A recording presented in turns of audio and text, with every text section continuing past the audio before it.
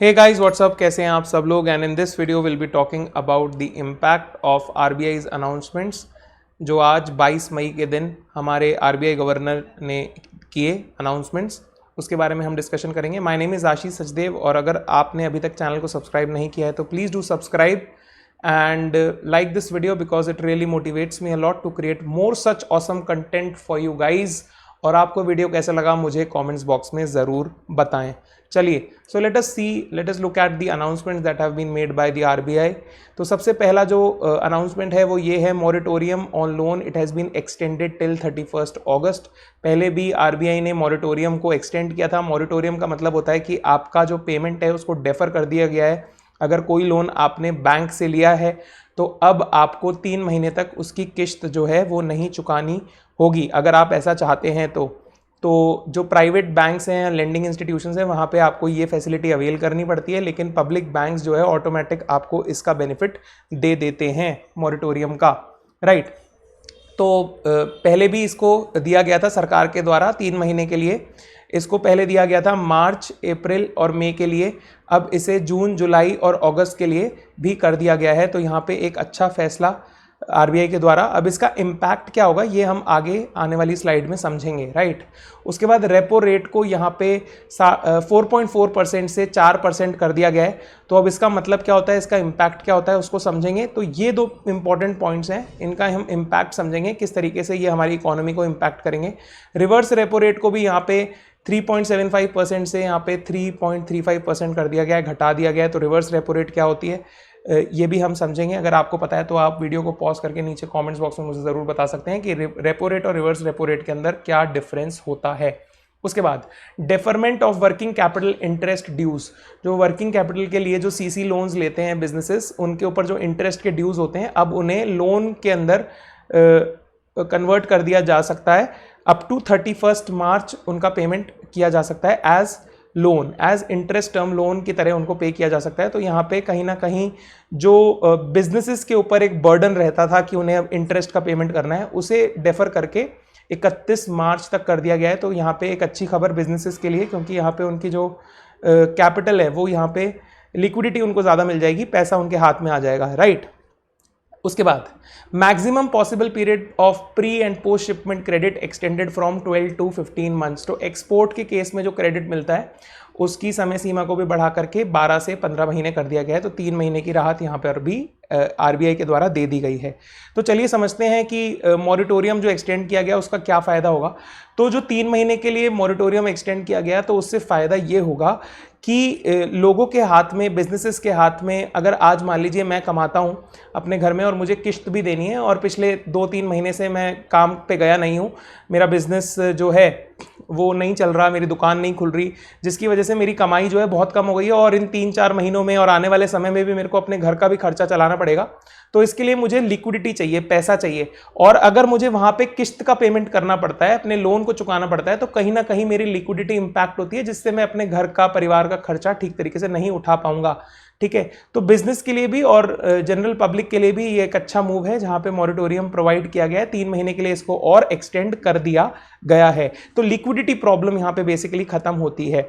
अब हम बात करते हैं कि रेपो रेट क्या होती है। जब भी बैंक आरबीआई से पैसा लेता है, राइट, बैंक जो है, ये बैंक है, ये आरबीआई से पैसा लेता है, तो आरबीआई इसको जिस रेट पे पैसा देता है उसे हम बोलते हैं रेपो रेट। क्या बोलते हैं? Repo rate. और रिवर्स रेपो रेट आप समझ ही गए होंगे, रिवर्स रेपो रेट क्या होता है। तो रेपो रेट जो है ये बैंक की कॉस्ट में शामिल है, ठीक है। अब आपको समझना होगा बैंक बिजनेस किस तरीके से करता है। जो बैंक है वो एक्सेप्ट करता है कुछ डिपॉजिट्स और वो देता है क्या? Loan, right. तो जो वो लोन देता है उसके ऊपर तो वो ब्याज कमाता है, इंटरेस्ट वो अर्न करता है, लेकिन जो वो डिपॉजिट्स एक्सेप्ट करता है उसके ऊपर जो वो इंटरेस्ट देता है वो बैंक की कॉस्ट होती है। तो एक तो ये रेपो रेट कॉस्ट हो गई, या फिर बैंक ने कभी कभी वो कोई बॉन्ड्स इशू कर देते हैं, डिबेंचर इशू कर देते हैं, तो वो भी बैंक की एक कॉस्ट होती है, एक फिक्स्ड कॉस्ट होती है जो उन्हें इंटरेस्ट के नाम पे उन्हें पे करना पड़ेगा अमाउंट, राइट। अब क्योंकि आपको पता है एक कॉस्टिंग का सिंपल सा सिद्धांत होता है। आज मान लीजिए मैं कोई भी चीज बनाऊंगा, जैसे मान लीजिए मैंने कोई पेन बनाया, तो मैं पेन की सबसे पहले कॉस्ट निकालूंगा। कॉस्ट से मेरा मतलब होता है लागत, राइट, मेरा कितना उसमें पैसा लगा, और उसके बाद मैं जोड़ता हूं अपना प्रॉफिट, और फिर मैं उसके निकालता हूं क्या, प्राइस, जो भी उसका मैं उसको जिस भी मूल्य पे उसे बेचूंगा बाजार में, वो इस तरीके से मैं कैलकुलेट करता हूं एक पेन के लिए। तो सिमिलरली बैंक भी क्या करता है, जो ये इंटरेस्ट पे कर रहा है, जो यहां पे इंटरेस्ट पे कर रहा है, रेपो रेट इंटरेस्ट यहां पे कर रहा है, उसी के बेसिस पे डिसाइड होती है हमारी इंटरेस्ट रेट, जिस पे वो बैंक लोन देता है बिजनेसेस को, राइट, जिस पे बैंक लोन देता है बिजनेसेस को। तो इस मैकेनिज्म को जिससे कि लोन्स की इंटरेस्ट रेट डिटरमाइन होती है, उसे हम कहते हैं एमसीएलआर। ठीक है, एमसीएलआर रेट होती है, एमसीएलआर का फुल फॉर्म होता है marginal credit of funds, marginal cost of funds lending rate, right, credit बोल दिया मैंने गलती से, marginal cost of fund lending rate. इसके ऊपर बैंक कुछ मार्जिन, या इसे हम मार्जिन कहते हैं, या टेक्निकल टर्म्स में इसे स्प्रेड भी कहते हैं, वो जोड़ के और आपको लोन की कॉस्ट यहां पे निकाल करके देता है। तो बेसिकली रेपो रेट का सीधा सीधा फर्क पड़ता है बैंक की लिक्विडिटी पर। अगर रेपो रेट ज्यादा होगी, बैंक के पास कम पैसे बचेंगे to give out as loan, और दूसरी बैंक की कॉस्ट भी बढ़ जाएगी, क्योंकि अब उसे आरबीआई को ज्यादा पैसे यहां पर देने हैं। जब उसे लोन चुकाना है, उसे ब्याज ज्यादा देना पड़ेगा, इसीलिए बैंक के जो लोन है वो महंगे हो जाएंगे। Are you getting it? जो बैंक बिजनेसेस को लोन देगा वो महंगे हो जाएंगे। जब लोन बिजनेस के लिए महंगे होते हैं, तो बिजनेसमैन क्या करेगा, इस लोन को चुकाने के लिए अपने कॉस्ट को, अपनी प्राइस को यहां पे बढ़ा देगा मार्केट में, और बढ़ी हुई प्राइस पे अपना माल बेचेगा। अब देखिए, अभी हमारी जो इकोनॉमी है वो रिसेशन लाइक कंडीशन के अंदर से गुजर रही है। यहां पे आरबीआई गवर्नर ने आज भी कहा कि जीडीपी में जो ग्रोथ है वो नेगेटिव हो सकती है आने वाले कुछ समय के लिए, राइट, और उन्होंने कहा कि Q1 बहुत ही खराब गया है, Q2 के भी अच्छे जाने के आसार बहुत कम है, और आने वाले दिनों में भी ये स्थितियां ठीक हो जाएं ऐसा दिखाई नहीं दे रहा। Q3 के एंड तक जाते जाते हो सकता है कि कुछ चीजें पटरी पर आने लगे। तो ऐसा क्यों हो रहा है? क्योंकि अभी हमारी इकोनॉमी के अंदर डिमांड क्रंच है, कंजम्पशन नहीं हो रहा बिल्कुल भी चीजों का, जिसकी वजह से मैंने अपने पिछले वीडियो में बताया था कि हमारी इकोनॉमी किस तरीके से काम करती है, तो वो आप जाकर के देख सकते हैं, वहां पे आपको समझ में आ जाएगा कि किस तरीके से डिमांड नहीं है, कंजम्पशन नहीं है, जिसकी वजह से लोगों को नौकरियों से भी निकाला जा रहा है, बिजनेसेस काम नहीं कर रहे। तो अगर ऐसी कंडीशन में चीजों का मूल्य अगर और ज्यादा रहेगा, प्राइस अगर बढ़ा हुआ रहेगा, तो उस केस में इकोनॉमी में जो डिमांड अभी कम है वो और कम हो जाएगी आने वाले दिनों में।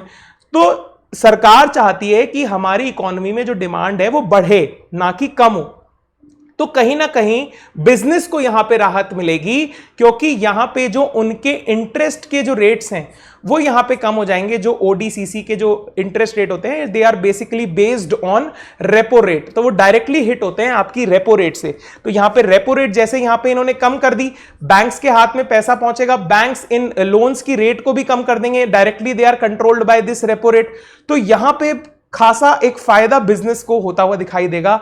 बिजनेस के पास लिक्विडिटी बढ़ेगी, वो इस लिक्विडिटी को आगे ट्रांसफर कर सकते हैं by reducing the pricing of their goods, और कहीं ना कहीं इससे कंजम्पशन इकोनॉमी के अंदर इंप्रूव होता हुआ दिखाई दे सकता है। तो ये एक अच्छा मूव आने वाले समय में हमें देखने को मिलेगा। इससे धीरे धीरे जो है इकोनॉमी ट्रैक पे आती नजर आएगी, राइट। साथ ही क्योंकि अब बैंक एक बिजनेस करता है सर, ठीक है, तो बैंक ने यहां पे अपनी कॉस्ट को कम कर लिया, रेपो रेट उसका कम हो गया, तो बैंक की कॉस्ट कम हो गई, और वो डिपॉजिट्स के ऊपर भी थोड़ी कमी करेगा यहां पे इंटरेस्ट देने में। जो फिक्स डिपॉजिट है, सेविंग अकाउंट है, इनके ऊपर भी वो इंटरेस्ट देने में थोड़ी कमी हो सकती है। यहां पे इनकी रेट्स फर्दर दे में go down, because bank is for a profit, bank runs for a profit. तो प्रॉफिट अर्न करने के लिए, क्योंकि बैंक को भी अपने शेयर होल्डर्स को मुनाफा कमा करके देना है, जो उसके स्टेक होल्डर्स हैं उनको मुनाफा देना है, अपने एम्प्लॉइज को तनख्वाह देनी है, तो यहां पे बैंक को भी प्रॉफिट कमाना है। तो बिजनेस करने के लिए, ओवरऑल कॉस्ट को कम करने के लिए यहां पे तो रेपो रेट कम कर दी, जिसका बेनिफिट बैंक ने किसको ट्रांसफर कर दिया, बिजनेसेस को।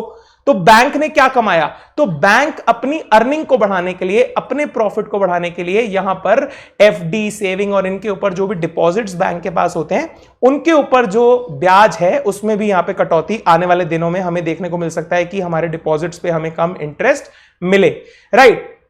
तीसरा इंपैक्ट क्या होगा, एक और इंपॉर्टेंट इंपैक्ट होगा कि आने वाले दिनों में जो लोन है वो हमें सस्ते होते हुए दिखाई दे सकते हैं, ठीक है। लेकिन जो आपके पुराने लोन चल रहे हैं जो कि फिक्स्ड इंटरेस्ट के ऊपर लोन्स होते हैं, जिस तरीके से पर्सनल लोन हो गया, आपका ऑटो लोन हो गया, कार पे कोई लोन ले रखा है आपने, इनमें कोई खासा कटौती नहीं होगी जो पहले के लोन चल रहे हैं। हो सकता है कि नए लोन जो बैंक्स अब दें, क्योंकि यहां पे रेपो रेट कम कर दी गई है 40 बेसिस पॉइंट, तो अब जो नए लोन बैंक्स दें उनकी ब्याज दर में कमी हो सकती है।